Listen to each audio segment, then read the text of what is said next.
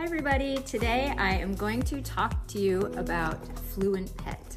You may have heard about this. This is a toy that allows your dog to speak to you by pressing buttons of voice recorded messages. So the concept is that the dog builds an association between hitting the button and an action. So this month we chose it for our enrichment of the month. Now, I'm gonna walk you through how to use it, but first let's talk a little bit about dogs and these buttons. Why would we do it? For starters, it's training and it can just be fun. If your dog just wants to kind of play around with it and doesn't actually catch on to the whole thing, they can hit the button, get a treat, hit the button, get a treat. That's fun, that's enriching, it's training, and dogs do really respond well to this type of thing. Simple, positive reinforcement. But it can also help you communicate more with your dog, and a very obvious one is going outside. All dogs have different cues for going outside, different language. For example, one of my dogs scratches at a door, any door. Another one just starts to whine, and the other one stares at me. And so all three of the dogs have different ways to communicate to me that they want to go outside. But what we can do is teach the dog to hit the button that says outside or a word that they're familiar with, and then that lets you know that they want to go outside. So how do you do this? Well, it's easier with some dogs than others. Some dogs are great learners and they can catch on to this type of thing really fast. Other dogs, it might take some time, but what it is building an association, and that may happen through positive reinforcement with treats or hitting the button yourself or with the dog's paw right before you go outside. So what you can do is take the button, put it near your door, and when you're standing at the door, have your dog hit the button. You can do this with a treat and then open the door. And you're going to do that every time you're going outside. And so your dog will associate the button and that sound, that action, with you opening the back door. And that's how you're gonna start communicating.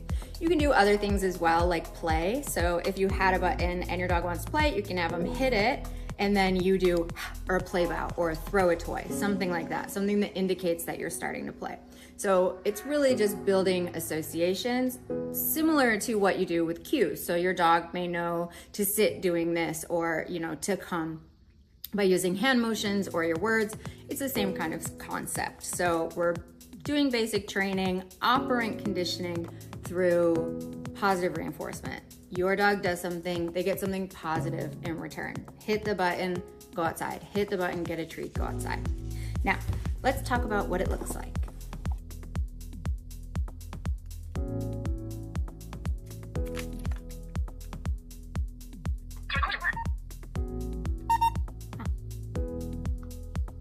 Outside?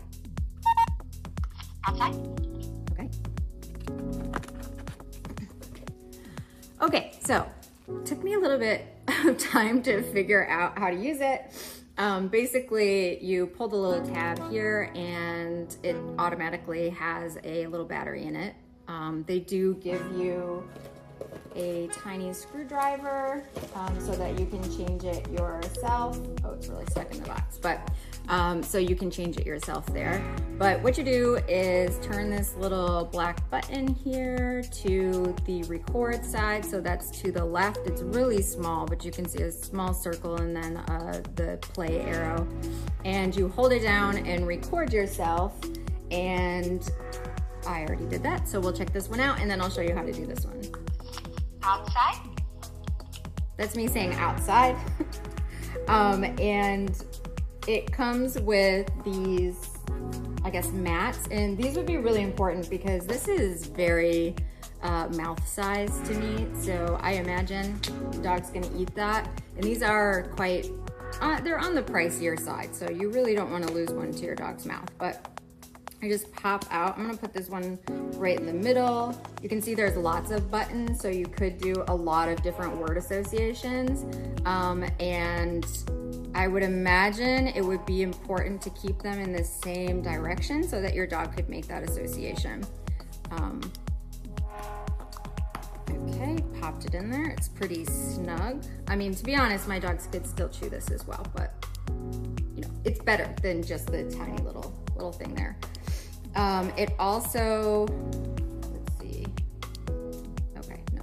All right, so that's in there. You can see it's got this rubber mat on the ground. It's not gonna keep it on the ground. So if you want it to stay on the ground, I would use double-sided tape or something to like actually affix this to the ground, because this can get picked up and walked away pretty easy. Okay. All right. So when you open the box, there's lots of directions. They also give you this quick start guide, which has got the basic information of how to record yourself. And then you can see, it shows you, that you can do a whole puzzle of them, which could be pretty cool if a dog really catches on to it. And they also then give you these stickers so you can put on top what it says, so you can keep track. Obviously your dog is not going to recognize these tiny symbols, but it will be for you to know which button says what. So that's really helpful. All right, to get started, we're gonna pull the tab. We're gonna turn this over. And then if you just press it, a British lady tells you what to do. To record a word, make sure the black switch on your FluentPet button is pushed to the left. Then press and hold the button while speaking your word or phrase. Okay. Click the switch and press the button again to play back the recording. Okay. I'm just gonna do cookie, because while I don't want my dog to learn to press a button for a treat, because she do it all the time, it'll be a fun way to just show how it works. To record a word, make sure the black switch on your FluentPet button to record a word. No, we'll do it again. Okay, take two. Cookie? Okay, and then you put it back to play. Cookie? Okay, and that's neat. So that's kind of cool. It can be your own voice. All right.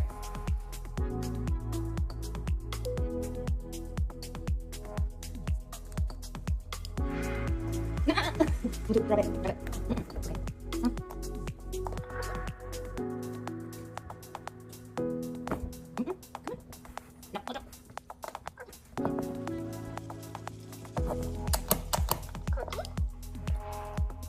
girl. I know you want it, but you're not doing the thing. There you go. There you go. We were successful with, oh, we didn't use that one, with the cookie. Mutu learned it pretty quick. My other two dogs did not understand it at all, so it's a good representation of this isn't gonna work for every dog. A few things, she picked it up and carried it away like immediately. So if you have a dog that likes to chew, you're gonna have to put it on the ground. The button was a little hard for her to push at first, so it might be best for medium to larger dogs. A small dog might have a hard time hitting this button. It depends, but she was missing it a few times, which was confusing for her. And I did it a bunch of times. The only way that a dog is going to gain an association with an object and an action is if you are consistent. This goes with any positive reinforcement training or any training in general, because they're not understanding the context of what you're saying to them. They're reading everything in this very clear action. So I use just these training treats that are low calorie, that my dogs really love. They're like 3 calories or less per treat. So she could get a lot of them consistently. If you're going to use something that's like salmon or something that has more calories, it's gonna be a little bit tougher unless you're using tiny pieces, just because you have to make sure every time they hit the button, you're opening the door to go outside, or you're giving a treat, or you're doing whatever the action is, play bow, throw a toy. So you have to be consistent. You have to make sure you do it immediately. If you wait a minute and then do it, the association is gone. So it's button, treat. I would recommend teaching your dogs how to say that they want a treat, because they will do it all the time. Like Mutastami was just hitting it after a while to get one after another, after another, after another.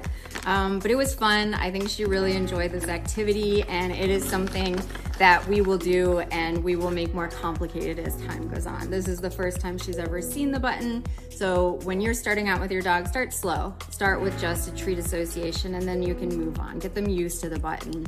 Make sure they can hit it. Let them know that this is, a tool that's fun. And I think we definitely did that today. All right, so if you have any questions, check out our Instagram or drop a comment. Again, this is the FluentPet. This is just one, I think it's the original talking buttons on the market, but there are a lot of different ones. It's pretty popular now and it's super fun. So let us know if you try it, and we'll see you next month.